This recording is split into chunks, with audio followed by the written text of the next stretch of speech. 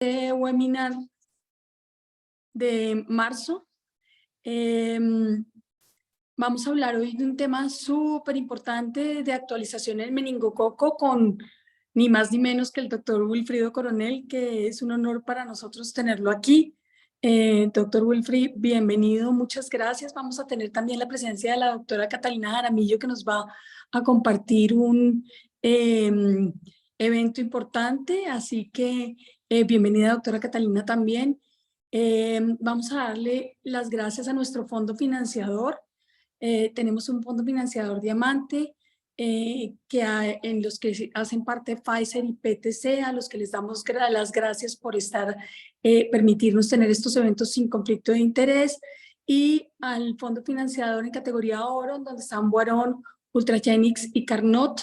Es una oportunidad importante para hablar de cómo el fondo financiador nos permite hacer estos eventos académicos trabajando de manera independiente y con altísimo nivel, como el evento que vamos a tener hoy con el doctor Wilfrido. Wilfrido, muchísimas gracias por estar acá con nosotros. Quiero mostrarles el afiche de la próxima semana. La próxima semana tenemos un webinar súper importante en donde vamos a hablar de Zika, el síndrome congénito por Zika en Colombia, el seguimiento de una cohorte de niños en la época post-pandemia, con la doctora Marcela Mercado Reyes. Va a estar coordinando nuestra nueva presidenta, la doctora María Lucía Mesa, así que prepárense pues para el evento de la próxima semana.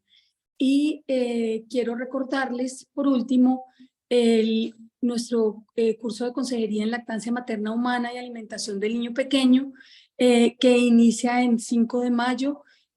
Nuestros asociados en la Regional Bogotá tienen descuento, así que bienvenidos todos para hablar de este tema o capacitarnos en este tema tan importante como es el apoyo y la consejería en lactancia materna.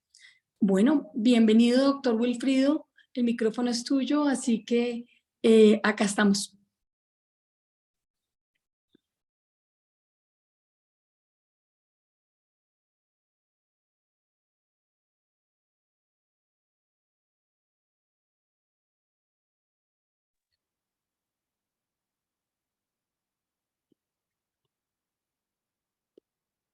Doctor Wilfrido, No, sí, adelante. no sé qué pasó con mi, ¿cómo se llama? Mi conexión. Pensé, ¿arranco yo? Sí. Sí, claro que sí, arranca. Listo, listo. Bueno, muy buenas tardes, noches ¿Por ya. qué? ¿Querías que arrancáramos con la doctora Katy, que presentara el caso y seguimos después, como No, prefieras? no, Sí, puede no. ser. No, mejor así, para que de pronto Listo. puedan entender un poco más las presentaciones clínicas que se están viendo ahorita. Bueno, presento, primero que nada, agradecerles de verdad a la Regional de Bogotá la invitación. Siempre para mí es un placer estar con ustedes, compartir algunas cosas relevantes que se están viendo ahorita. Precisamente hoy tuvimos un advisory sobre enfermedad meningocócica, pero en sí sobre meningitis en general. Aquí a eliminación de la meningitis a 2030, y hay algunas cosas que, bueno, les voy a compartir precisamente a raíz de eso, de lo que está haciendo Colombia, ¿no? Si ven mi pantalla, ¿sí? Sí, se ve perfecto, gracias, Will. Ok, listo. Entonces, lo que vamos a mirar es esto que yo le he llamado siempre, que no es su baja incidencia, sino que realmente es su alta mortalidad y secuelas. Prácticamente esto de dónde sale. Y yo creo que esta es la consigna que debemos de manejar todos. Y les digo esto, ¿por qué? Porque prácticamente la tasa de incidencia que todos conocen, que es más o menos 2 por 100.000 habitantes, en las cuales si una población tiene 2 por 100.000 habitantes o más de tasa de incidencia, es donde estaría indicado la vacunación en una forma masiva. Sin embargo, si ustedes se ponen a buscar realmente de dónde salió esa tasa de incidencia salió del del cordón de la meningitis, del cinturón de la meningitis en África, y era porque realmente había muchísimos casos. Entonces, esa es una tasa de incidencia realmente alta en una población en el cual en ese momento tenía demasiados casos, tanto así que se está planteando en este momento de que realmente si la verdadera tasa de incidencia para la enfermedad meningocócica es ese parámetro de 2 por 100.000 o más, o 2 por 100.000 o menos. Así que prácticamente la incidencia tiene que ver mucho es con casi una sola población donde había muchos casos, que es el cinturón de la meningitis en África. Entonces próximamente van a salir algunos artículos, algunos documentos, ya con una propuesta nueva de mirar cuál es la real incidencia de la enfermedad meningocócica, sobre todo en nuestros países que tenemos menos de 2 casos por 100.000. Entonces, viendo eso, el meningococo es una de las patologías, uno de los gérmenes que causa meningitis, así como por ejemplo la Haemophilus influenzae y el neumococo y el estreptococo del grupo B o estreptococo agalactia. Lo importante es que este patógeno es estrictamente humano. El único reservorio prácticamente es el humano para la Neisseria meningitidis, por lo tanto es una patología que se puede controlar con vacunas. Y miren esto en este momento, quiero que lo tengan en cuenta, es esta relación de Neisseria meningitidis con Neisseria gonorrea, en el cual, a pesar de que 96% comparten similitudes desde el punto de vista de su secuenciación, miren que no comparten los mismos nichos, pero en este momento las estrategias de vacunación contra Neisseria están protegiendo contra Neisseria gonorrea, y algunos intercambios entre ellas dos desde el punto de vista de mecanismos de resistencia. Entonces hay que tenerlos en cuenta. Y nuevamente, como les dije, no es su baja incidencia, quiero que salga de aquí, que no es su baja incidencia por la cual tenemos que tomarlo. Y nuevamente se lo recalco, la incidencia de 2 casos por 100.000 o más, o 2 casos por 100.000 o menos, es de un solo sitio, que es el cinturón africano. Todos los demás manejan tasas menos que esa, por lo tanto no es una tasa real que estamos manejando, y que próximamente vamos a mirar qué tasa de incidencia es la que realmente debemos manejar para la enfermedad meningocócica, y por lo tanto los puntos de corte van a cambiar para la aplicación de vacunas o no. Pero miren que si es su alta mortalidad.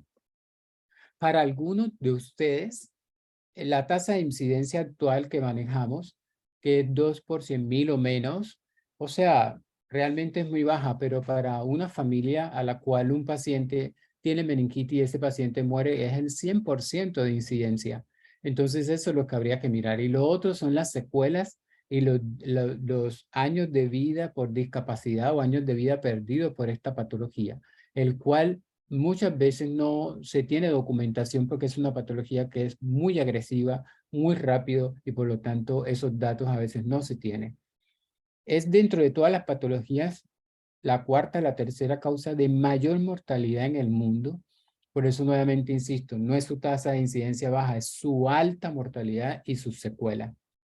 La severidad es realmente contundente. Los pacientes que logran sobrevivir a pesar de un buen tratamiento, y estos son aproximadamente 5 a 10% de los pacientes que pueden hacerlo, quedan con secuelas, ¿de acuerdo? Y los que quedan con secuelas, más o menos que es un 20%, pueden tener secuelas físicas permanentes o emocionales o neurológicas o funcionales.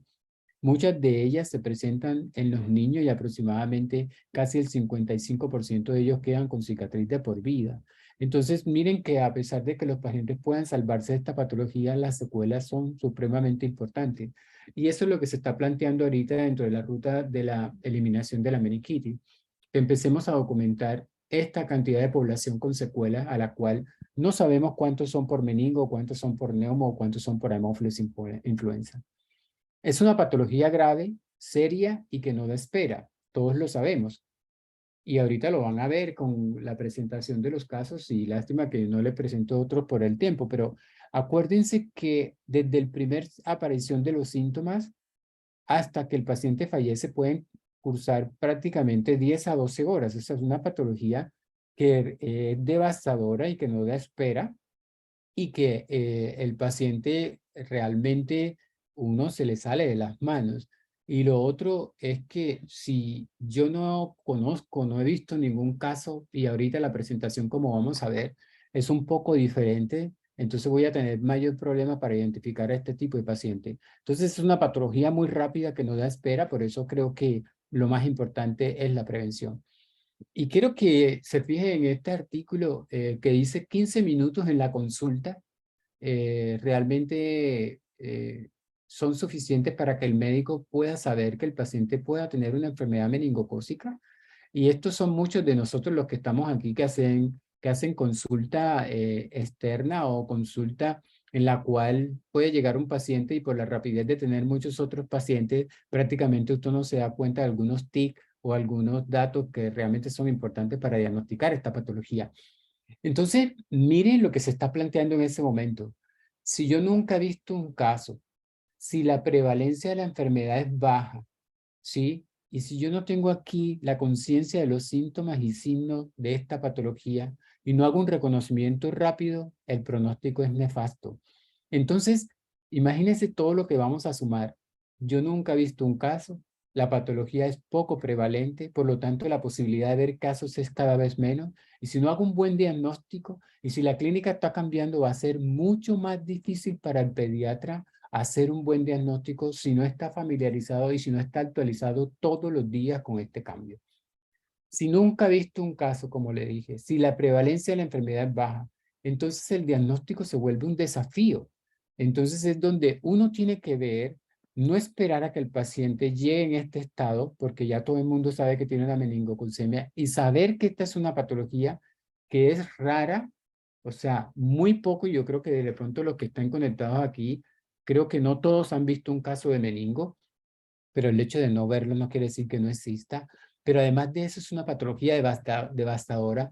Y si entonces si el pediatra, el médico pediatra, cada vez tiene menos experiencia en esta patología, le va a ser más difícil, va a ser un desafío el diagnóstico, porque va a creer que todo lo que llega es influenza, que todo lo que llega es dengue, que todo lo que llega es leptospira, que todo lo que llega es un cuadro diarreico, o que todo lo que llega es una faringoamigdalitis común y corriente, y realmente no es así. Si usted no está al tanto de los cambios de esta patología, si no piensa en esta patología, se le va a pasar por alto y cuando le regrese el paciente ya no va a poder hacer absolutamente nada. Entonces, miren estos datos, les sugiero muy respetuosamente que se miren este artículo, es un artículo del 2019, pero en lo que encaja prácticamente los signos inespecíficos de esta patología. Miren los signos inespecíficos: dolor abdominal, náusea y vómito y diarrea. Eso es un cuadro gastrointestinal común y corriente por virus, o puede ser bacteriano desde el punto de vista de una salmonela, pero también puede ser dengue, en el cual el dengue cursa con un dolor abdominal, náusea, vómito y diarrea. Entonces, ¿cómo yo voy a pensar que el paciente tiene una meningitis o una meningococemia con un cuadro gastrointestinal? Pero por favor, o sea, se los pido que esta es la presentación actual. Son síntomas y signos del tracto respiratorio también o del tracto gastrointestinal. Pero lo otro asociado es esto, es el dolor muscular, dolor en miembros inferiores, frialdad en las extremidades. Eso ténganlo en cuenta, o sea, solamente piénsenlo. Cada vez que usted esté en la urgencia y le llega un paciente con dolor abdominal, náuseas, vómito, diarrea, pero le dice que le tiene mucho dolor muscular en miembros inferiores, extremidades frías, por favor, por lo menos piensen en una enfermedad meningocócica. Puede ser una leptospira, puede ser otra patología, puede ser chikungunya, por ejemplo, pero piensen en esta patología. Estos son síntomas y datos mucho más específicos de cada población por grupo etario. Así también hay definiciones que predomina más en un grupo etario que en otro.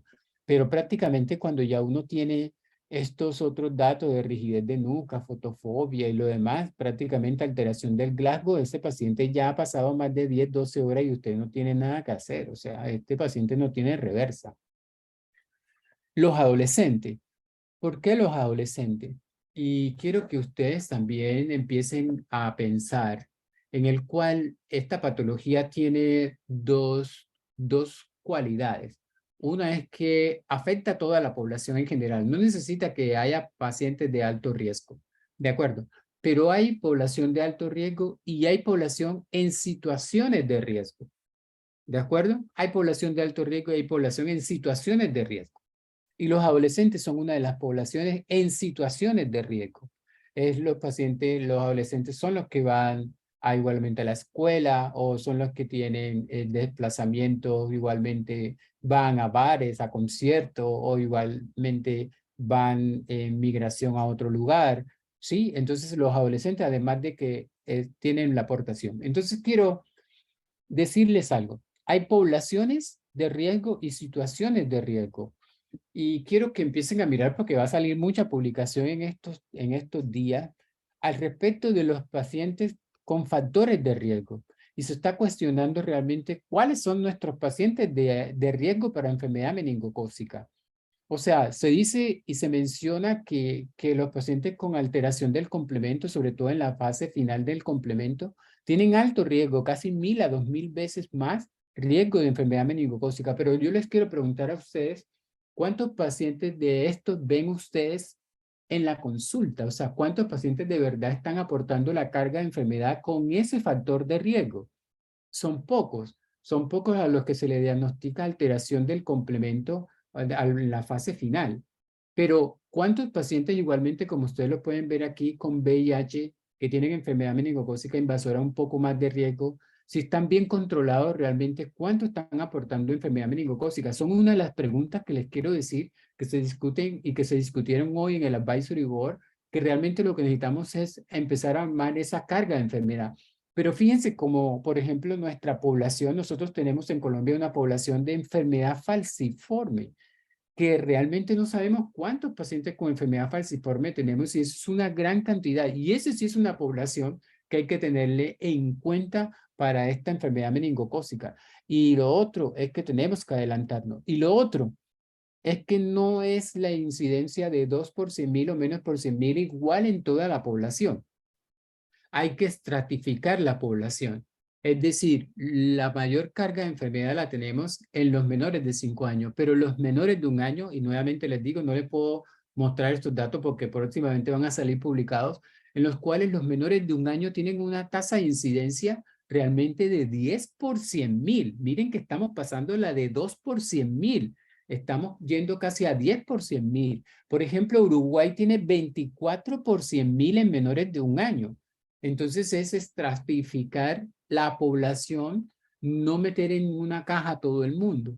Pero lo otro, así como los adolescentes que si se van a otro lugar, a otro país, les exigen la vacuna de meningo para entrar a la universidad, ¿por qué los que entran a las cárceles o los privados de la libertad que van a una situación de riesgo, por qué no se pueden vacunar si esa es una verdadera situación de riesgo? La mayoría de los brotes en muchos de los países centroamericanos han partido de las cárceles. E igualmente las Fuerzas Armadas. En el 2017-2018, más de 16 brotes tuvimos en las Fuerzas Armadas. Entonces, ¿por qué antes de entrar a las Fuerzas Armadas este tipo de población no se vacuna si es la misma estructura de un adolescente cuando va a la universidad? Entonces, fíjense que a pesar de que hay unas buenas estrategias en la Organización Mundial de la Salud y la OPS que dice que los países que tengan menos de 2 por 100.000 habitantes debieran vacunar a su población de alto riesgo, pero resulta que ni siquiera la población de alto riesgo la estamos vacunando nosotros. Pero lo que se plantea en este momento es que debemos de categorizar y estratificar adecuadamente cuáles son esos pacientes de verdad de alto riesgo para enfermedad meningocócica, pero también que no nos olvidemos de las situaciones de riesgo como son las cárceles, igualmente la parte de militar, pero otra cosa que nos está olvidando son los migrantes. Y ya los migrantes están siendo mucho problema en muchos países y esa es otra población o es otra situación que hay que tener en cuenta. Entonces, a pesar de que la carga de enfermedad es mucho mayor en menores de 5 años, es mucho mayor en los menores de 2 y mucho mayor en los menores de 1 año. Eso no es diferente en nuestro país. Pero la mayor carga de deportación está en los adolescentes. Por eso los adolescentes también se convierten en un objetivo desde el punto de vista de estrategia de vacunación. Pero últimamente lo que se está presentando es mucha mayor carga de adolescentes y también en adultos.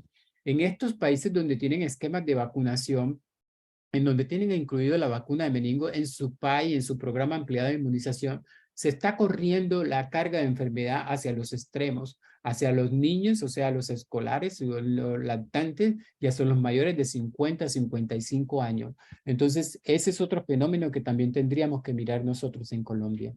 Como les dije, estos son todos los factores de riesgo, pero debemos de estratificar y debemos de verdad cuantificar cuál es la población de verdadero riesgo para enfermedad meningocócica y así empezar a implementar los datos.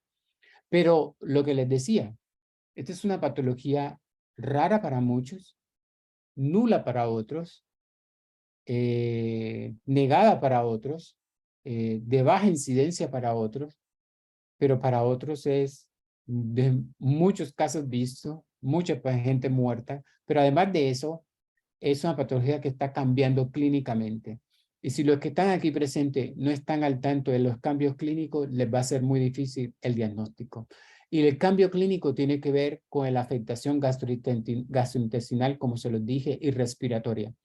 Entonces, la afectación gastrointestinal va con dolor abdominal, náusea, vómito y diarrea, y la respiratoria con mucho faringoamigdalitis, igualmente con neumonía, sobre todo por el serogrupo Y, por ejemplo. Y cambios de coloración y dolor en las extremidades inferiores. Eso tienen que tenerlo presente porque estos son los datos de una fase temprana. El compromiso neurológico es una fase tardía. Estas son las presentaciones atípicas que ahorita se están convirtiendo como más atípicas porque las estamos viendo cada vez más relacionados realmente a un compromiso y a un pronóstico no adecuado.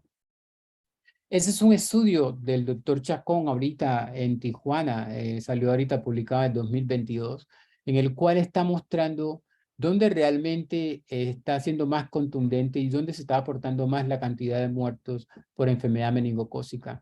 Estos son recopilados 51 casos en 10 años, entre el 2005 y 2015 en Tijuana, México, en el cual, miren, la mayor carga está entre los 5 y 9 años y en los adolescentes, de 10 a 16 años, donde se presentó la mayor mortalidad. Pero aquí ustedes pueden ver dónde está el mayor consumo de costos ahorita por carga de enfermedad, no solamente en los menores de 5 años y menores de 2 años, sino también en los adolescentes de 10 a 16 años. El diagnóstico difícil, y esa es una problemática que tenemos en todos los países. Imagínense que hay países que ni siquiera hacen serogrupo, ni siquiera hacen determinación de serogrupo, solamente llegan hasta que es un meningo y ya, no tienen para hacer determinación de serogrupo. Entonces, así la carga de enfermedad realmente nunca vamos a poder saber. Y ahorita se está planteando que todos debemos de manejar la misma información, es decir, de todo el mundo debe hablar el mismo lenguaje, es decir, serogrupo, serotipo, serosubtipo, complejos clonales, igualmente perfil de susceptibilidad porque ya se está viendo resistencia a los betalactámicos. Entonces el diagnóstico es difícil. Las características clínicas realmente aproximadamente un 50% de los pacientes inmunocompetentes la pueden presentar y apenas un 30% de los inmunocomprometidos. Pero se vuelve más difícil porque el meningococo apenas huele la penicilina se muere. Si realmente es sensible, a las 2 horas no hay meningococo. Y si usted no utiliza biología molecular, entonces va a tener menos posibilidad de tener este meningo. Entonces, por eso la biología molecular que se ha implantado en muchos países, incluyendo ya nosotros también en muchos de los sitios de Colombia, ha podido hacer que el diagnóstico sea un poco mejor. Pero imagínense que no hay sitios donde ni siquiera se puede procesar adecuadamente la muestra. Estos son datos primero de Brasil y estos son datos de Argentina. La epidemiología es cambiante y Colombia es un país de brote. Estamos totalmente de acuerdo.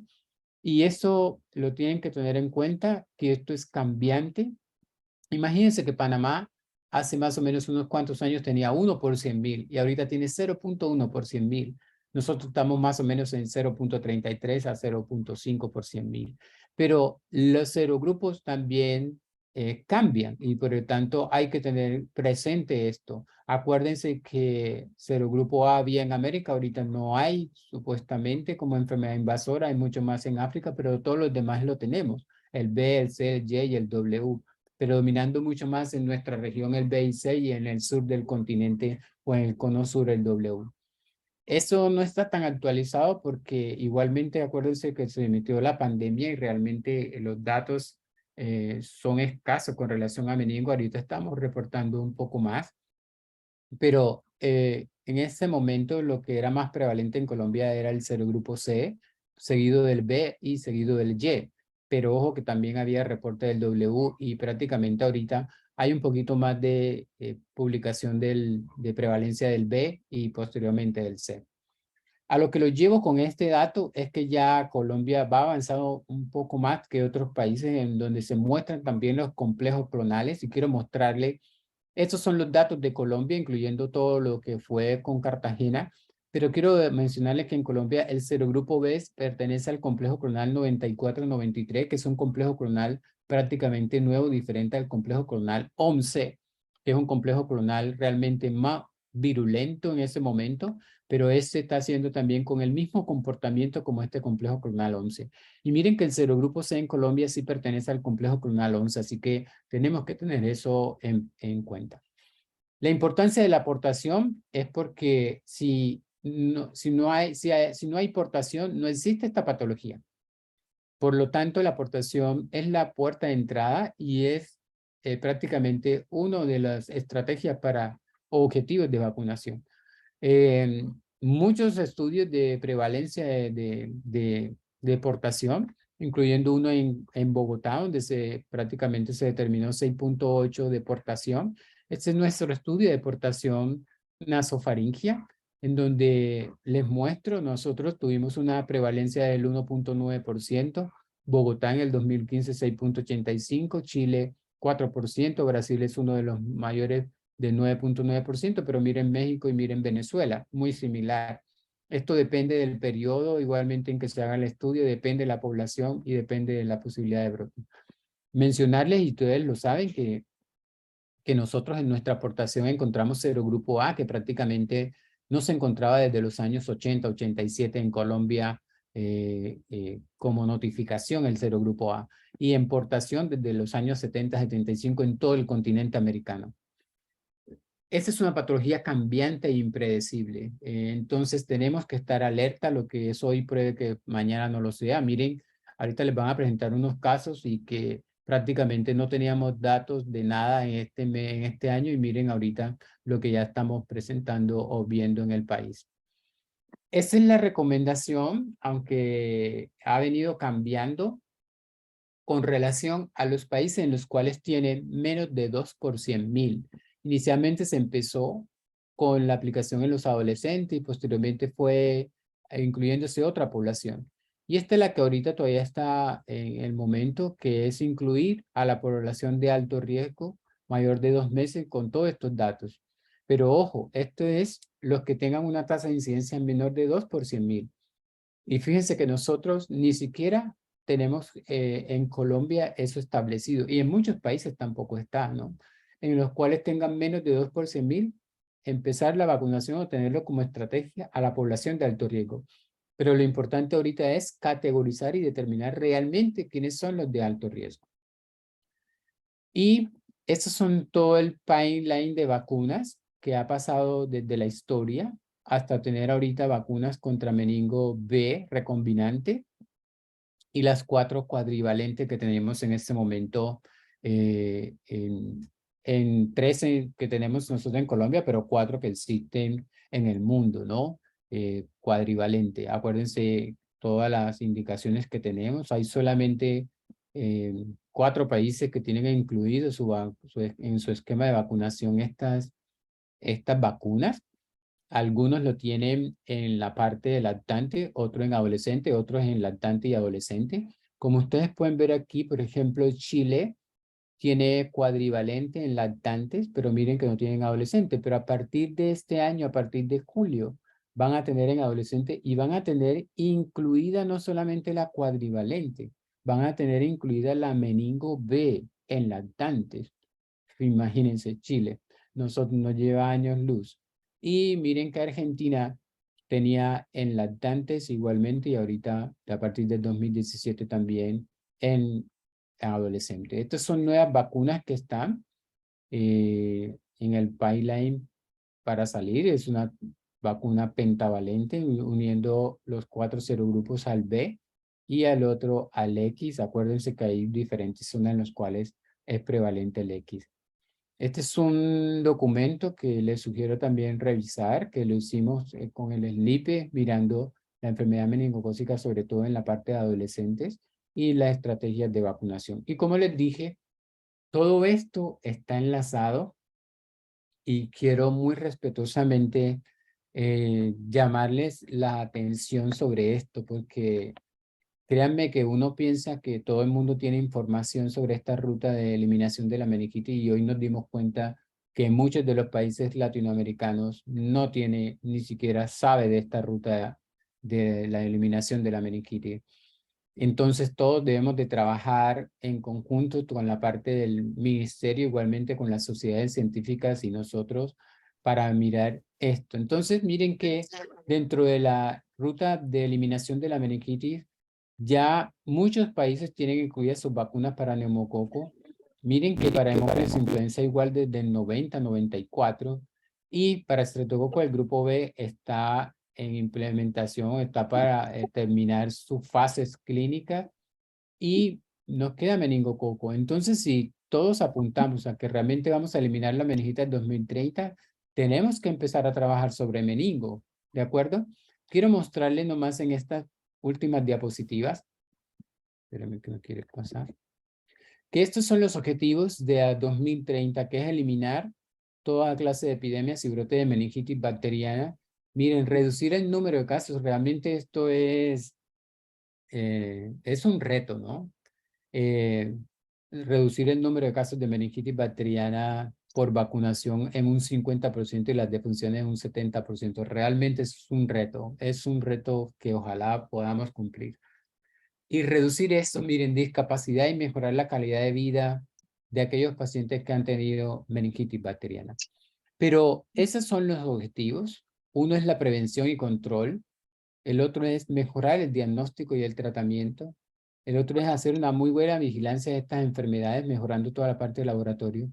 Otro es brindar una muy buena atención a las personas que han tenido meningitis. Y lo otro es promocionar el compromiso. Y hay algo que nos preocupa muchísimo, es el awareness de la enfermedad. Es esa pérdida de morbilidad y mortalidad y de que realmente esta patología puede causar mucho daño a la población, tanto por el personal médico como por la comunidad. Si ustedes ven ya prácticamente en la mayoría de los congresos o de los eventos, no se habla de meningitis, ni siquiera está incluido la meningitis dentro de los tópicos para discutir. Entonces eso se está perdiendo desde el punto de vista de que es una patología grave y realmente es una patología grave. Entonces yo quiero llamarles la atención que volvamos a mirar esto de esta manera. Estos son algunos datos, pero solamente quiero mostrarle algunas cosas como por ejemplo que la comunidad se debe comprometer mucho más. Igualmente, debemos de hacer un buen diagnóstico, una muy buena vigilancia, mirar las secuelas, ¿sí? Pero eso es un manejo en conjunto. Y les quiero mostrar qué está haciendo Colombia con respecto a esto. Y ustedes dirán, bueno, es que también, ya teníamos algunos datos de Neumo. Neumo y el cambio a Neumo para cubrir serotipo 19A fue una de las estrategias también para empezar a mirar la disminución de la meningitis a 2030. Y ustedes saben que ya Colombia cambió de PCB 10 a PCB 13. Entonces, eso es uno de los primeros cambios. Acuérdense que es neumococo, Haemophilus influenza, meningo y estreptococo del grupo B. Pero miren a Haemophilus influenza. Haemophilus influenza se empezó a vacunar en los años 90 y empezó a bajar los datos desde el punto de vista de tasa de incidencia. La tasa de incidencia debe estar por debajo de 0.25 por 100.000. Quiero mostrarles cómo está en Colombia en ese momento y es una preocupación en toda Latinoamérica. Muchos casos reportados de neumonía por Haemophilus influenza, muchos casos de meningitis reportados por Haemophilus influenza. Miren Colombia 2022. ¿Ustedes se acuerdan cuánto les dije de tasa de incidencia? Menos de 0.25 debiéramos de estar. Pero miren la mayor carga que estamos viendo en los menores de un año. Hola, ¿cómo Miren estás? cuántos, miren la tasa de incidencia de 1.3 por 100.000. Realmente casi el doble y casi el triple de lo que deberíamos de tener. ¿Sí? De Haemophilus influenza, seguido igualmente por neumo y por meningo. Por eso Colombia, si no lo sabían ustedes, tiene ya en su esquema nacional la aplicación de la pentavalente, ¿sí? A los 18 meses, como refuerzo para volver el esquema 3+0 a 3+1 para cubrir a Haemophilus influenza en Colombia a partir del 1 de enero de 2023. Entonces, Colombia ya está haciendo por esta ruta de eliminación en la meningitis 2 estrategias fuertes, una de neumococo, cambiar a PCV13 y otra incluir a la pentavalente de refuerzo a los 18 meses para cubrir también a Haemophilus influenza y cambiar de 3+0 a 3+1. Entonces, falta meningo y bueno, cuando llegue la vacuna de estreptococo del grupo B, miramos. Entonces, eso era lo que les quería mostrar. Nuevamente, esta es una enfermedad meningocócica que sigue siendo invasora, cambiante e impredecible, poco diagnosticada. Realmente algunos la consideran rara, pero realmente no se basen en la tasa de incidencia de 2 por 100.000, porque eso es de un solo sitio en el mundo. Tenemos que realmente ver cuál es nuestra verdadera tasa para poder parametrizar todo lo que vamos a hacer. Tenemos que hacer un diagnóstico temprano de esta patología, pero es muy difícil hacer un diagnóstico temprano, ¿sí? Porque es inespecífico la presentación. Y lo otro es que cuando ya usted quiere ver, el deterioro de los pacientes es contundente. El impacto sigue siendo en los menores de 5 años adolescentes, pero ya se están viendo mucho más estudios en adultos jóvenes y sobre todo en tercera edad, con una mayor tasa de incidencia y de mortalidad. Y lo otro es siempre que ustedes tengan un paciente que realmente llega a su consulta con diarrea, vómito, dolor abdominal y dolor y frialdad en miembros inferiores, y que de pronto se asocie también a cuadros respiratorios, ojo, que estas son presentaciones que estamos viendo ahorita con meningo. Y lo otro nuevamente es que la vacunación es la mejor estrategia de prevención. No la vacuna, la vacunación es la mejor estrategia de prevención. Sin embargo, a pesar de ello, se siguen afectando y muriendo los pacientes por enfermedad meningocócica. Yo creo que tenemos que hacer un cambio de paradigma con relación a la tasa de incidencia. Tenemos que mirar y dar vuelta a quienes realmente son de riesgo, cuáles son las situaciones de riesgo que yo tengo que identificar y estar alineados con la ruta de la meningitis. No podemos ir para otro lado, para donde va todo el mundo. Entonces, si ya estamos cubriendo bien neumococo, Haemophilus influenza, nos queda meningo. Ok, eso era lo que le tenía hoy. No sé, escucho preguntas, sugerencias o vamos a mirar los casos. Muchas gracias, Wilfredo, como siempre, por una presentación excelente que nos pone de presente un reto que tenemos súper importante que cumplir para el 2030, que es la eliminación de la meningitis. Y pues realmente sí tenemos que hacer muchas cosas al respecto. Yo creo que vamos a oír a la doctora Jaramillo con el caso reciente que acaba de tener. Nosotros no pusimos muchos casos clínicos, sino solamente este caso. Voy a compartirles pantalla entonces. Creo que tienes que dejar de compartir. ¿Ya dejaste de compartir? Listo, perfecto. Sí, sí.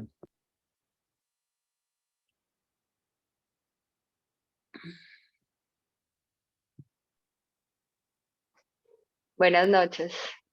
Hola, ¿cómo andas tú? Bienvenida. Muchas gracias por estar acá. Muchas gracias por invitarme.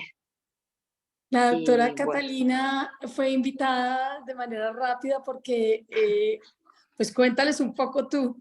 Nos enteramos recientemente que tuvo un caso clínico que yo quería contarles porque no sé si ustedes recibieron la información de unos casos que se han presentado en Medellín, pero este es un caso de Río Negro y entonces, doctora Cata, bienvenida. muchas gracias, gracias por invitarme. Y bueno, que Wilfrido me ayude porque tenemos al super experto. Este niño se presentó junto con los otros 3 casos que hubo en Medellín. Este fue un caso de Semana Santa y una semana después hubo otros 3 casos en Medellín. No está incluido por lo que este es Río Negro, pero bueno, Río Negro y Medellín es como casi lo mismo. La gente de Río Negro trabaja en Medellín y pues la diferencia no es, pues no es como importante. Sin embargo, este niño es una bebé de 6 meses que vivía en Río Negro y que inicia un día, el domingo, justamente el domingo de Ramos, inicia con fiebre como a las 5 o 6 de la tarde. La mamá consulta por urgencias, pues con 1 hora de fiebre, consulta y hacen el diagnóstico de una faringoamigdalitis viral, porque realmente lo único que le encuentran al examen físico como tal es como una evidencia de faringitis y petequias en el paladar. En ese momento, pues la mamá es muy enfática en decir que no tenía lesiones en la piel, que no tenía mocos, que no tenía tos, que no tenía diarrea. Vómito tuvo después, pero en ese momento ella era muy enfática en decir que no tenía nada, que le controlaron la fiebre con Advil y la mamá se la llevó para la casa. Eso fue por ahí entre 6 y 7 de la noche que le dieron el alta. A las 10, 11 de la noche la mamá le empieza a notar las primeras lesiones purpúricas en el tórax, y ella dice que se fueron pues como esparciendo rápidamente.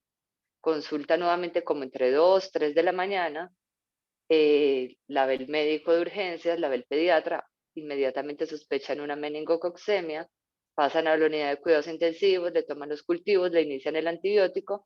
La niña a las 8 de la mañana hace el primer paro presenciado en la UCI. Los intensivistas de mi clínica son muy buenos, logran sacarla del paro, logran estabilizarla, pues hacerle todo lo necesario. Y yo la veo ese lunes en la mañana, digo, esto es un meningo, me voy para el laboratorio, vemos que los cultivos ya llevaban más o menos unas 8 o 10 horas y no tenían curva como de que fueran a crecer. La bacterióloga me dice, no, ese meningo es muy chinchoso, y esos cultivos esos monocultivos estuvieron fuera, pues no sé, no lo sembraron rápido por lo que fue la madrugada. Bueno, decidimos hacerle un FilmArray, un panel de sepsis de FilmArray sin haber crecido los hemocultivos. Eso pues no se hace porque no está autorizado por la casa, pero para que lo sepan, que inmediatamente pues a la hora tuvimos el resultado y era claramente pues un meningococo. A las 12 horas logra crecer finalmente. Ahí les muestro la foto del gram y la foto del cultivo. La niña al día siguiente le hacen una tomografía y tiene un infarto cerebral pues casi que total, por lo cual se adecúan los esfuerzos terapéuticos y finalmente fallece. Pues es una niña muy pequeña, llama la atención, que es como lo que nos estaba diciendo Wilfrido, que está reportado, pero de esta serie de casos es la única que tenemos de esta edad. Las otros, tengo entendido que esos pacientes no los vi yo. Fue una niña de 14 años que también consultó por una faringoamigdalitis en su puesto de salud, pues en su centro de salud, le mandaron amoxicilina y a las 3 horas ingresó en paro con una reanimación difícil. Salía una diátesis hemorrágica, salía sangre por el tubo, y los otros dos pues ya eran de adultos, creo que tenían como entre 19 y 22 años, también con una evolución muy rápida.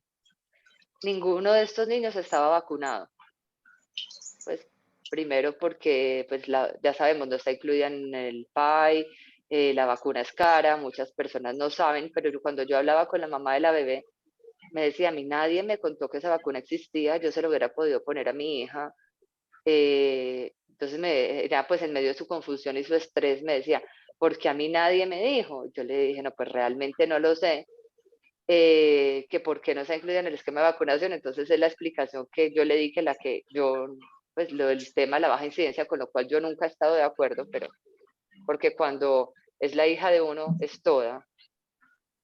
Y entonces, bueno, fue una situación muy triste, se le dio profilaxis a los contactos, el meningo se mandó, pero tengo entendido pues que todavía no tenemos resultados de serogrupos. No sé si pudieron averiguar algo, pero a mí no me dieron ninguna información. No, Y yo de los... averigüé hoy. Sí, y Yo no, averiguo nada. y no tenemos información todavía, ya se está haciendo el seguimiento con la información que me mandaste, pero no. No, y bueno, pues lograron, pues esa cepa sí se logró mandar. Sé que de los de Medellín hay otros dos que creo que lo lograron mandar. Hay otro que como que no está confirmado, no, como que no creció en los cultivos, pero el cuadro clínico era como muy, pues muy altamente sugestivo. A estos niños ninguno, no hubo oportunidad de hacerle punción lumbar a ninguno porque el cuadro fue así drástico, muy rápido, muy devastador. Están preguntando que de los niños, de los que estás reportando, los otros dos no eran niños, sino eran un adolescente y dos De jóvenes, ¿no? 14 años, sí, pues es un pues adolescente de 14 años, Ujú. que fue y los otros eran como de 19, 22, algo así me contaron. Esos sí no los conocí, pero sé que 14 y los otros 2 adultos jóvenes. La única lactante esta. Sí, sí, porque están preguntando que de los casos cuántos sobrevivieron y alguno con secuelas, ¿no? Lo que Ninguno. pasa es que es muy reciente, ninguno sobrevivió además. La No, chiquita de no, 14 todos se años fue murieron. muy... La que más vivió fue esta, y eso porque el paro fue presenciado en la UCI. El resto todos fue como así, murieron en reanimación. Bueno, hay varias preguntas, así que agradezco mucho tenerlos a ustedes dos aquí y quiero que esté también la doctora Janet Jaramillo para invitarla en razón de que tengamos dos pediatras aquí para el conversatorio y como para poder hablar un poco sobre estos temas que nosotros vemos todo el tiempo y es que la gráfica que tú mostraste que me encanta, que es de ese artículo viejito de vacunas en viajeros, Wilfrido, en donde tenemos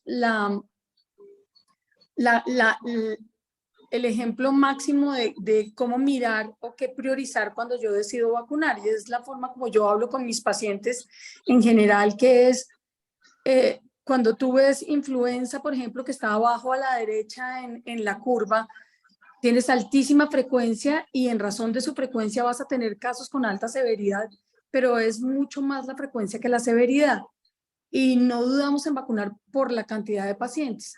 Pero cuando vemos allá arriba polio, fiebre amarilla y meningococo, en donde la severidad es tan importante, yo les digo a mis pacientes que abajo es como si tú tuvieras, Jerry Cuesta, ¿podría cerrar el micrófono, porfa?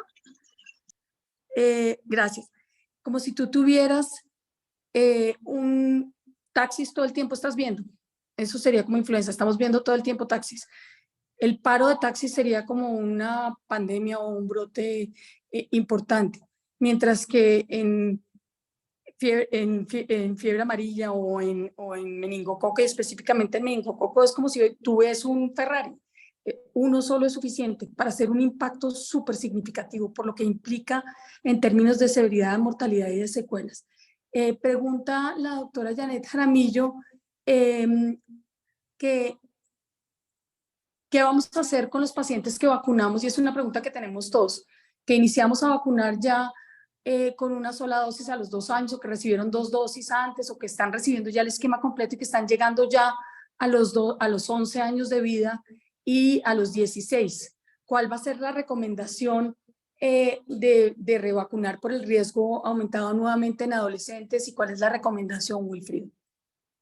Ok, antes de eso, o sea, comparto totalmente con usted esa reflexión, o sea, y por eso insisto, y yo por eso he quitado de mi charla la incidencia. Es que todo el mundo se basa que es una patología muy rara y de baja incidencia y por lo tanto, entonces, ¿para qué vacunar? Sí, o sea, sí está bien, pero es que esa baja incidencia se puede convertir en el 100% si es mi familiar. Entonces, no es eso, no es mirarlo desde ese punto de vista, sino que realmente es una patología mortal y grave, ¿no?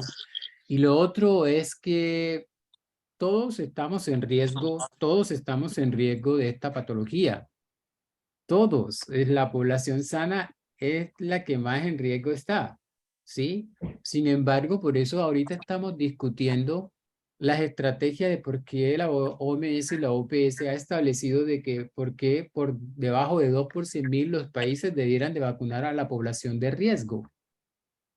Entonces, por lo menos vacunar población de riesgo, ya que ni siquiera tenemos muchos países ni siquiera la vacuna incluida.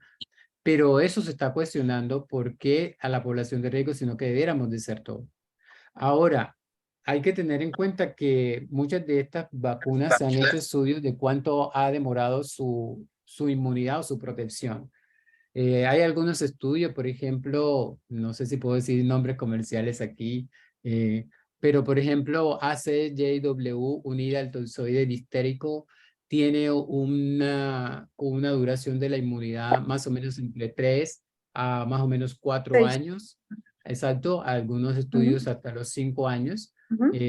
La ACJW unida al CRM 197 está más o menos en 5 años, 6 años. Y hay un estudio de la ACJW unida al tozoide tetánico, ¿sí? Que puede ir hasta los 10 años. Entonces, dependiendo de qué esquema de vacunación se hizo previamente, ya sabemos de que esa inmunidad o el waning de inmunidad empieza a caer entre más o menos entre los 4 o 5 años para algunos. Entonces, al llegar a la adolescencia, que es una población prácticamente de alto riesgo para diseminación, igualmente para enfermedad ahorita, tendríamos que vacunar, o sea, poner un refuerzo en esa población si ya prácticamente estaba previamente vacunada. Si no, empezar allí y poner los booster nuevamente. Entonces sí, no hay que dejar de vacunar al adolescente. Prácticamente si ya pasaron más o menos 5 o 6 años de la dosis previa de la última vacuna. Ese es un tema súper importante porque además tú tienes la recomendación por el otro lado en Estados Unidos, por ejemplo, o en los países que vacunan solamente a adolescentes.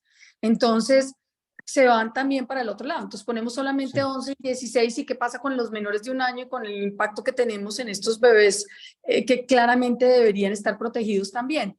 Entonces, eso es otro tema Exacto, que quería que hablaras. ¿Cuándo es exacto. el mejor momento para empezar la vacunación? 6 semanas, 3 meses, 2 meses, se puede aplicar desde las 6 semanas, pero entonces, ¿cuál es el esquema que tú recomendarías en el estado hipotético de que todo el mundo pudiera hacerlo? Digamos que entendiendo la dificultad que hay porque es una vacuna que no está incluida en el PAI y que empezar a incluirla en los grupos de riesgo, entre comillas, porque la mayoría de estos niños no tenían factores de riesgo. O sea, esta bebé es una Sí, bebé sana que no totalmente. tiene factores de riesgo conocidos y la adolescente de 14 probablemente tampoco. Entonces, ¿cuál es tu recomendación y cómo sería el esquema recomendado?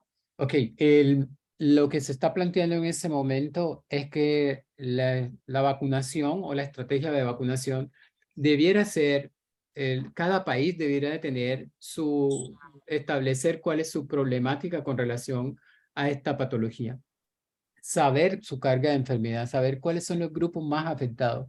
Pero ahí volvemos otra vez, es el sistema de vigilancia que está deficiente y todo lo demás. Pero debe ser estratificada por grupo, no debe ser seguida como está la recomendación del MMWR, que por ejemplo, no vacunar los escolares, sino vacunar a partir de los adolescentes. No, porque esa no es nuestra realidad. Nuestra realidad es que la población menor de 5 años, sobre todo menor de 2 años y menor de 1 año, tiene una mayor carga de enfermedad.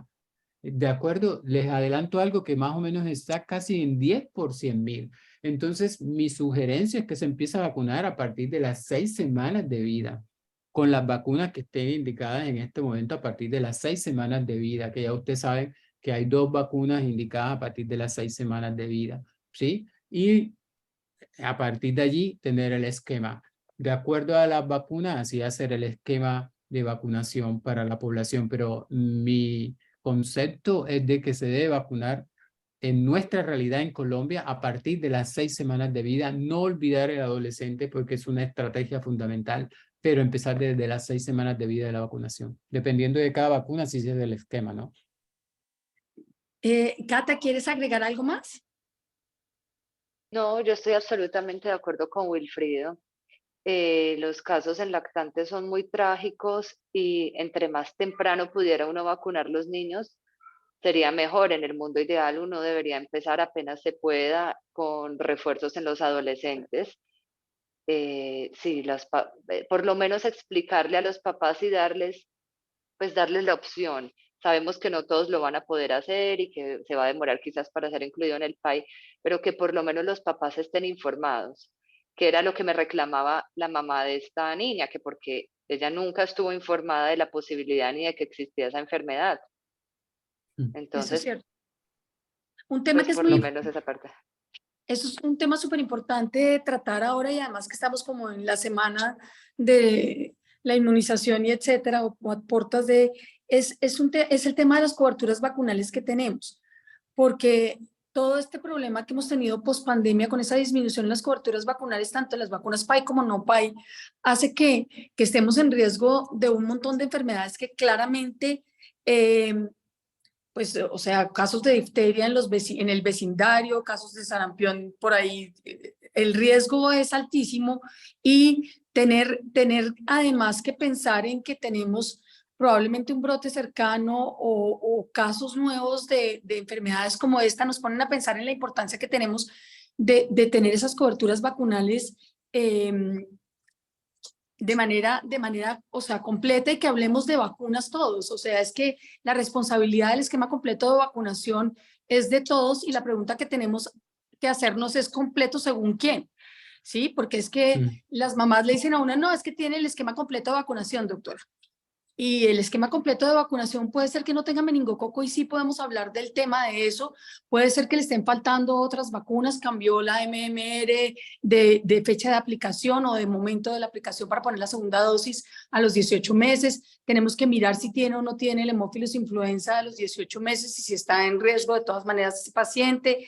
Como entender un poco más que tenemos que hacernos cargo nosotros como pediatras y los médicos generales y todo el personal de salud de la importancia que tiene este esquema completo de vacunación. Ahí hay una pregunta, Wilfried, del hemófilos influenza, si el incremento del hemófilos influenza se debe al grupo B o a otros serotipos, incluso los no tipificables, pues claramente estamos hablando de meningitis, sería más el grupo B y esa es la razón de incluir ese refuerzo en los 18 meses, pero no sé si quieras contestarle algo más al respecto.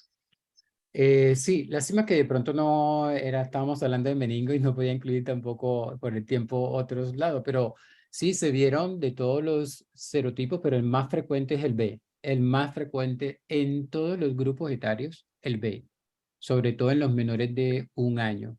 Se encontró también C, también, de acuerdo, no tipificables, pero igualmente el B es el más frecuente de los Haemophilus influenza. Perfecto. Preguntan si estaba recibiendo lactancia materna la bebé o si estaba recibiendo biberón. Eh, No conozco ese dato. yo, pues no recuerdo si era lactancia materna exclusiva, pero la niña sí estaba recibiendo lactancia materna. Recuerdo a la mamá sentada en la UCI extrayéndose la leche. No le había todavía iniciado la alimentación complementaria porque eso sí se lo pregunté. Y pues realmente no me acuerdo si era exclusiva o mixta, pero sí estaba recibiendo lactancia. Perfecto. Y Y hablan de cuéntame.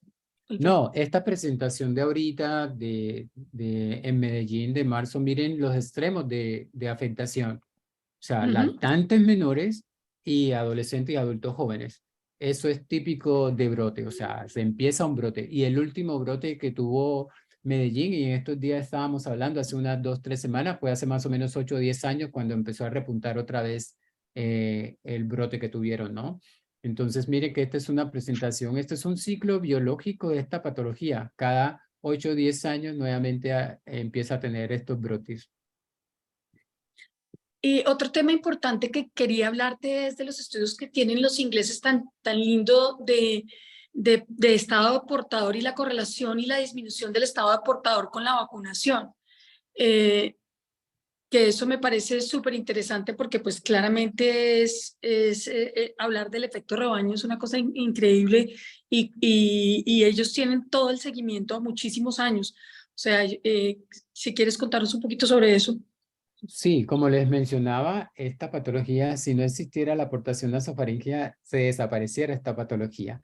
Entonces, por eso es fundamental dentro de la estrategia los adolescentes que son los que más portan este meningo y ver desde las vacunas cuáles son las que tienen una mejor erradicación de portación. Se menciona que las vacunas conjugadas, o sea, la ACJW, que están unidas al tozoide tetánico, distérico, CRM-197, tienen un impacto en portación, ¿de acuerdo? Y eso lo hemos visto en varios países. Y lo otro es, lo que se está viendo es con las vacunas de meningo B, que sí es otro cuento en el cual eso es lo que hace que de pronto estas vacunas de B todavía no tengan un impacto mayor, el cual el impacto en portación todavía no es tan contundente. Entonces, pero con las cuadrivalentes conjugadas, sí hay datos bien reportados y eso es algo fundamental porque si usted radica el estado de portador, prácticamente no hay transmisión de esta patología. Esa era la siguiente pregunta, pero ya la Ok. contestaste y sabiendo que tenemos, o sea, hemos tenido en el transcurso del tiempo algunos casos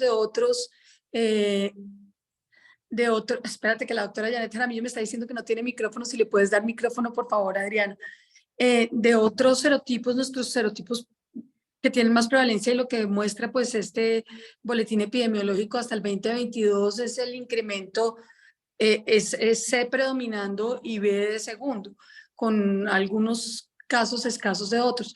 Pero entonces hablar del tema de vacunación de meningococo B, pues también es un tema importante, y es que pues hemos tenido ciclos y épocas en donde B era el que predominaba, y durante mucho tiempo nos decían, no, es que lo que necesitamos es la vacuna de B porque para nuestro país la cuadrivalente no tiene, y lo que estamos viendo es que eso cambia en el tiempo también, que era lo que tú hablabas de que era cambiante, que era impredecible, que es lo que hemos hablado siempre del meningococo.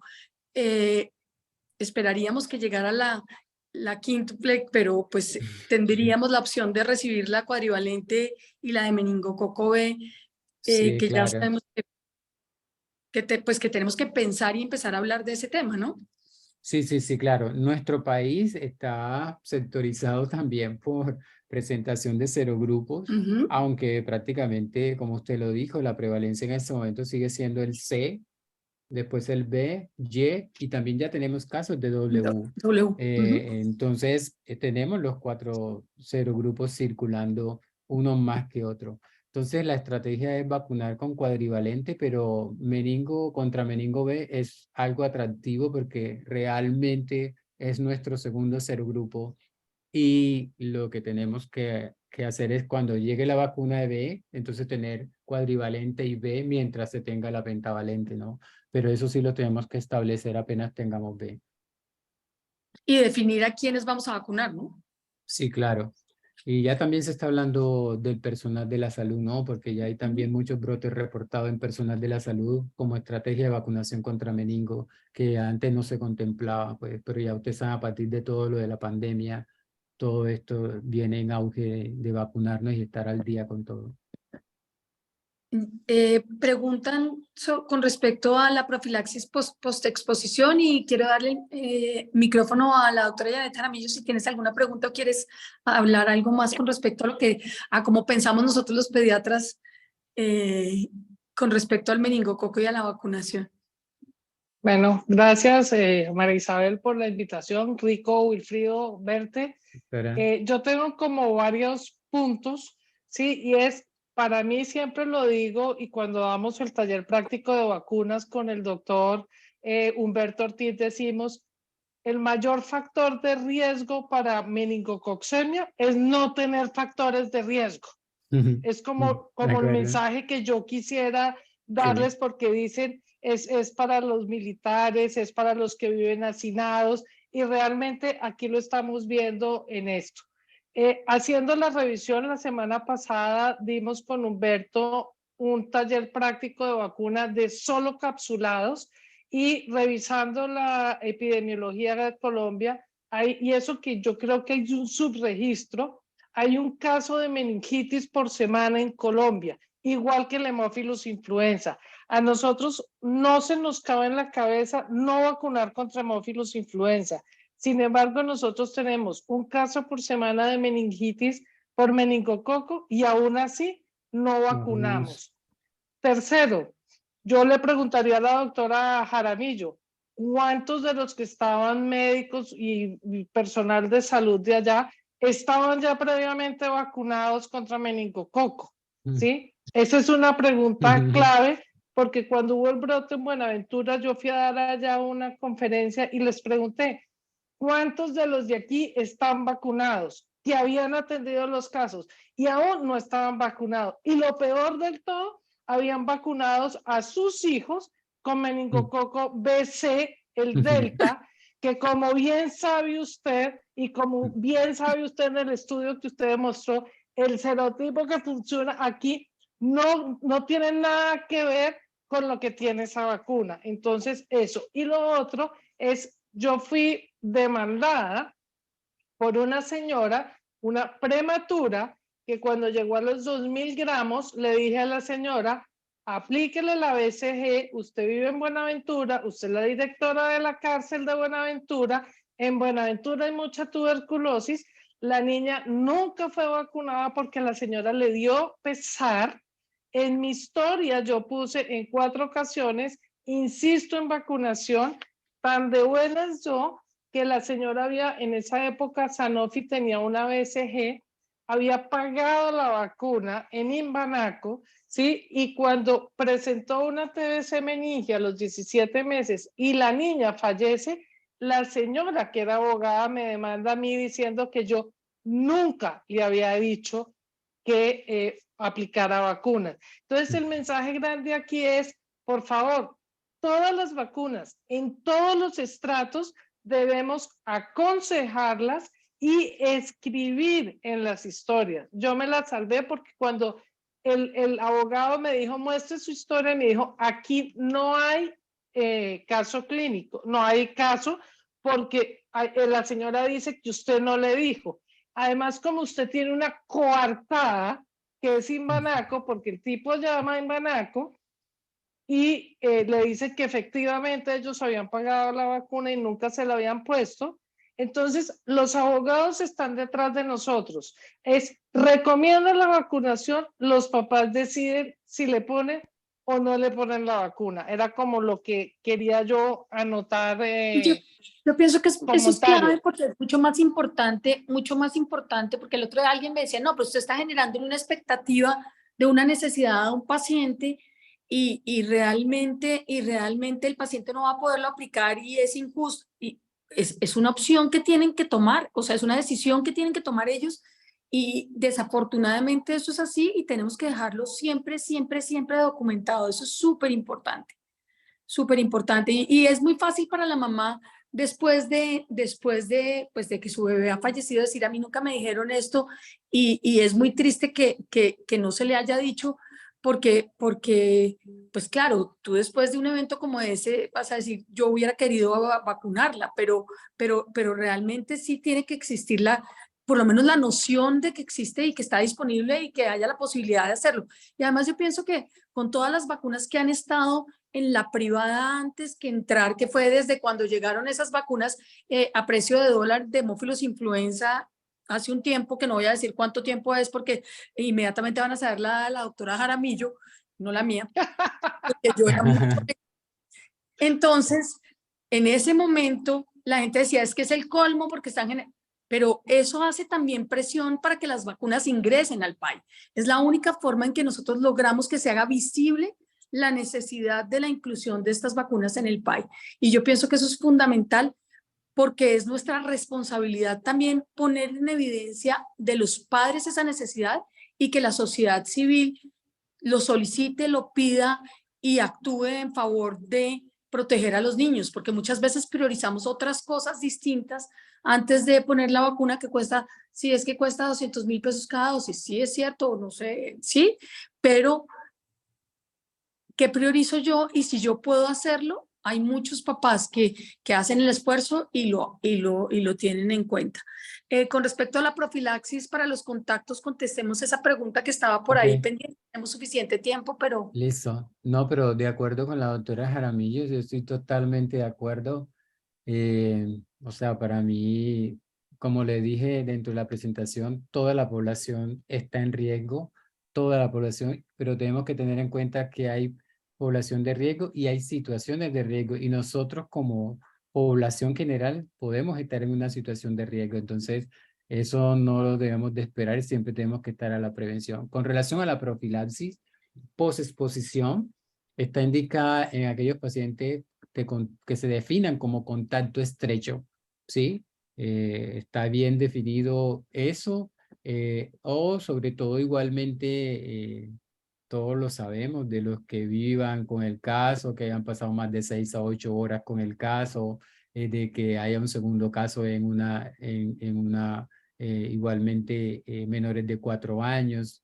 O sea, todos los que compartan y que se consideren como contacto estrecho deberán de recibir quimioprofilaxis.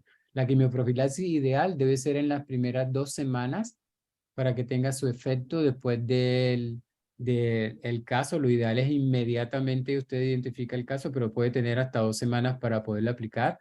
Después de esas 2 semanas realmente no se ha visto que tenga un efecto adecuado. Y la quimioprofilaxis, igual, si yo tengo una tasa de ataque en un brote mayor de 30 por 100.000, lo ideal es prevenir o bloquear con vacuna y Ujú. quimioprofilaxis, ¿de acuerdo? Si es menor de 30 por 100.000, entonces sí quimioprofilaxis. Ujú. Quimioprofilaxis uno puede usar varios medicamentos. Está rifampicina, es una opción. En los menores de un mes se puede dar 5 miligramos por kilo cada 12 horas por 2 días. En los mayores de un mes, hasta 10 a 15 miligramos por kilo cada 12 horas por 2 días. Si tiene menos de 15 años, se puede usar la otra opción que es ceftriaxona, 125 miligramos, una sola dosis. Si es más de 15 años, 250, una sola dosis. La otra opción puede ser ciprofloxacina, 20 miligramos por kilo, una sola dosis. Y en caso que usted no tenga ciprofloxacina, puede usar como alternativa acitromicina, 10 miligramos por kilo, una sola dosis. Pero insisto, la quimioprofilaxis es para personal de alto riesgo de contacto estrecho.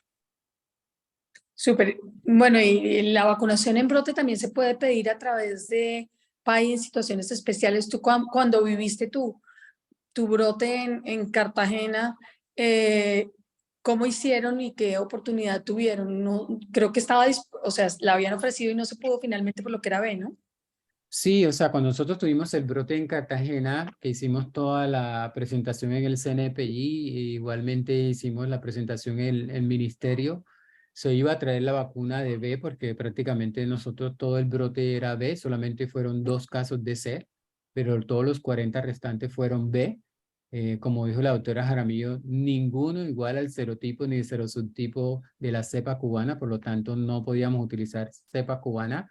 Y pues no sé, ahí hubo algo dentro del ministerio y con relación a OPS de poder traer la vacuna contra B especial. Pero eso sirvió porque inmediatamente se presentó el brote de Buenaventura, en el cual a partir de allí Colombia tomó la estrategia de utilizar la vacuna de meningo cuadrivalente con relación a los brotes. Entonces, a partir de allí, el control de brote se hace con vacuna cuadrivalente y que ya saben todos, ¿no? O sea, está dispuesta en el ministerio, solamente es hacer el contacto con la secretaría e inmediatamente les mandan las vacunas. Exacto, eso es súper importante tenerlo en cuenta porque ahorita estamos a la espera de saber, uno, qué está pasando en Medellín, Sí. y dos, pues saber si podemos conocer la serotipificación rápido. Yo hablé hoy con el doctor Mojica y están pues ya en comunicación con el Instituto Nacional de Salud para tratar de mirar si se sabe rápidamente qué es, ¿no? Pero es súper importante porque habían dicho que uno de los casos probablemente no era meningococo, no había crecido, o no habían podido determinar si era o no, pero pues en este tenemos confirmación, así que pues claramente está Sí. sonando algo y cuando empieza a sonar tenemos que estar todos alerta. No, y si Eh, apareció 1, 2 y 3 por eso casos como lo vemos, van a aparecer empiezan, más. Eso es. exacto, y tenemos que estar pendientes y saberlos diagnosticar y además sí es Medellín, pero es lo mismo que si era Cartagena, pero las personas que viajan todo el tiempo están, o sea, eso ya no existe como la localización estricta del brote en el sitio porque todo el mundo está en contacto con todo el mundo y realmente es bien complicado. Lo otro es que si hay algún tipo de actualización o de vacunación en universitarios y estudiantes del área de la salud, yo pienso que debería hablarse de ese tema y debería solicitarse que estén vacunados, o sea, todos los estudiantes de medicina y los médicos deberían estar vacunados. Desafortunadamente, pues tiene que ser particular, pero podemos empezar a insistir para que se incluya y a tenerlo en cuenta para que se incluya como parte del esquema nacional de vacunación para la protección de grupos especiales como nosotros. Y Aquí, acuérdense que ahorita en Medellín vamos a tener esta semana, dentro de 3 días, la reunión con los residentes, ¿no? Jueves, viernes y sábado. Bueno. exacto, vas a reunir a todos los residentes del país de medicina en Medellín. Eh, es, preguntan sobre la sospecha clínica de patología por meningitis, por meningo en un nivel 2 con pocos recursos diagnósticos y sobre el diagnóstico y el tratamiento de elección, me imagino. El Ok, doctor Ruiz. ok. Si uno está en un nivel 2, o sea, prima la vida del paciente, o sea, pero si usted puede tomar las muestras antes de empezar el antibiótico, realmente tiene cómo hacerlo. O sea, lo ideal es tomar las muestras de los hemocultivos si los tiene que tomar, si tiene para hacerlo, si no, Si tiene para hacer una punción lumbar, por lo menos puede guardar un poquito de muestra. No más se necesitan 500 microlitros para hacer una PCR. Usted la puede mandar en una cavita con hielo seco, con hielo, con los paquetes de hielo a los lados como los de las vacunas. Necesita refrigerarla y mándela, porque así lo hacemos para la parte del ministerio. Es empaque tipo B, así que no hay problema si usted lo refrigera. De acuerdo, si no la puede procesar. Pero por favor, por lo menos 500 microlitros, o sea, 1 centímetro, mande lo que eso es suficiente para hacer una PCR. Así que eso es lo que se puede hacer, pero si realmente no tiene cómo, está prima la vida y tendría que pensar los antibióticos antes y ya después miramos. O sea, eso es lo que De hay que acuerdo. hacer en un nivel 2. Hay una cosa súper importante, Wilfredo, y es que yo me acuerdo una vez dictando una conferencia de meningococo en médicos generales, que después al final se me acercó una doctora y me dijo, uy, ¿sabe qué, doctora? Después de esta conferencia acabo de saber que un paciente que se me murió en el rural debía tener un meningococo. Y es súper importante porque el subdiagnóstico yo creo que es muy, muy, muy importante en nuestro país y en nuestro medio, pues en nuestros países en general.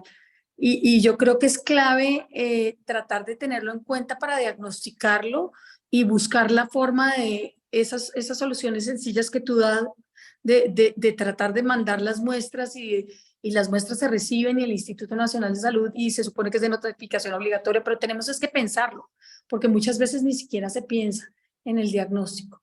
Y Acuérdense que los pacientes se enferman de lo que el médico de lo sabe. que el médico sabe, Si nunca exactamente. lo pienso, nunca se va a Exactamente. morir, nunca le va a pasar lo que yo pienso.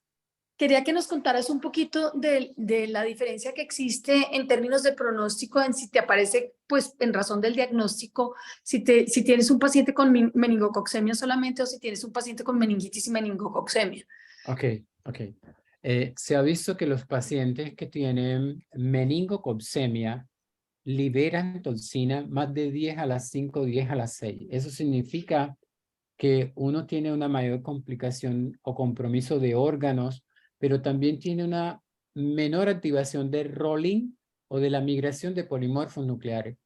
Entonces eso hace que yo no tenga suficientes polimorfos en el sitio de la infección y por eso muchos de los pacientes que hacen meningococcemia no hacen meningitis, por ejemplo, porque la cantidad de polimorfo es menor por la cantidad de toxina y ese paciente tiene muy mal pronóstico. En cambio, el paciente que hace meningitis, pero que no hace meningococcemia, tiene una cantidad de toxinas mucho menor, sus polimorfos están un poco más activos, puede llegar a la meninge y puede hacer igualmente la parte de ozonofagocitosis y todo lo de mieloperoxidación y estallido respiratorio y puede matar al meningo. O sea que los pacientes que tienen meningitis tienen, entre comillas, un mejor pronóstico desde ese punto de vista que los que hacen meningococcemia, porque realmente su sistema inmune puede controlar un poco la patología. Entonces, una vez se prefiere que los pacientes tengan meningitis a que no tengan. Es algo controvertido, pero es así. Pero desde el punto de vista fisiopatológico es eso, ¿no? O sea, es la cantidad de toxina que bloquea mi sistema inmune y por lo tanto el pronóstico es mucho peor en meningococcemia que en meningitis. Entonces, eso es lo que está reportado. Exacto, por eso quería como hacer la diferencia en los dos cuadros para que lo tengan en cuenta y que lo piensen también. No sé si la doctora Jaramillo, Catalina, ¿quieres agregar algo más? ¿Hay algo que quieras decir? ¿Hay alguna otra pregunta que quieran hacer? Aprovechen que lo tenemos aquí. Lo que sí les quiero decir antes de la doctora, que hable la doctora Jaramillo un momentito, es que algo importante que tienen que tener presente es que ahora la severidad de la patología se está relacionando más con complejos clonales. Entonces el complejo clonal ST11 es un complejo clonal súper virulento, pero también asociado a mucha complicación. Y ya lo tenemos también en Colombia, pero lo tenemos en el serogrupo C. Sí. Miren que en el cono sur y en Inglaterra y lo demás está en el serogrupo W. Entonces, miren esa parte. Pero ese complejo clonal puede viajar de serogrupo en serogrupo y no hay ningún problema. Así que eso para que lo tengan en cuenta, doctora. Sí. Doctora Cata. Hola. El doctor No, yo Enrique solo quería Gutiérrez quiere agregar hablar. que Démosle el micrófono al doctor Gutiérrez, pero sigue la doctora Cata y después el doctor Bueno. Gutiérrez. Bueno, no, yo solo quería contarles que sí hice la tarea de preguntar quiénes estaban vacunados en la clínica cuando tuvimos este caso y resulta que de los intensivistas pediatra ninguno, de las enfermeras auxiliares de la UCI pediátrica ninguno, de los pediatras ninguno, la única vacunada era yo. Ah, bueno, y las microbiólogas sí, muy juiciosas.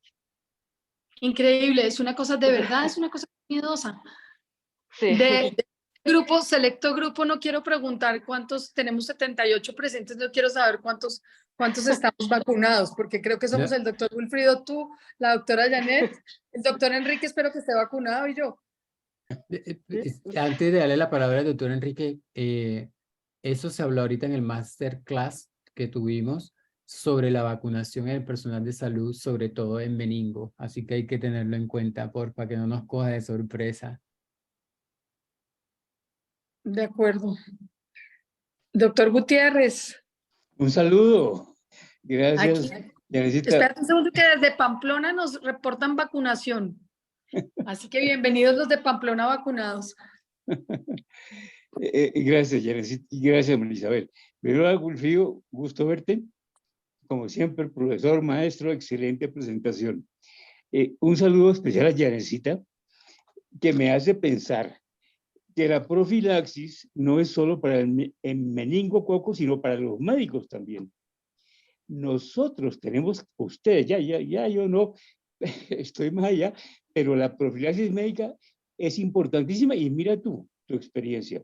Hay que escribir todo, porque los abogados son los zorros que cada vez agreden y agreden más. Entonces, ya necesita, me haces pensar en la profilaxis médica. Y a Marisabel, as always, excelente moderación. Un abrazo para todos. Muchas gracias, me alegra mucho verte con cambio de look. Sí. Bueno, Y pues gusto verlo. yo creo que de verdad, como siempre, es un placer tenerlos a todos ustedes acá. Aprendemos todos los días de ti, Wilfrido. Muchísimas, muchísimas gracias por la generosidad en el conocimiento, por estar aquí.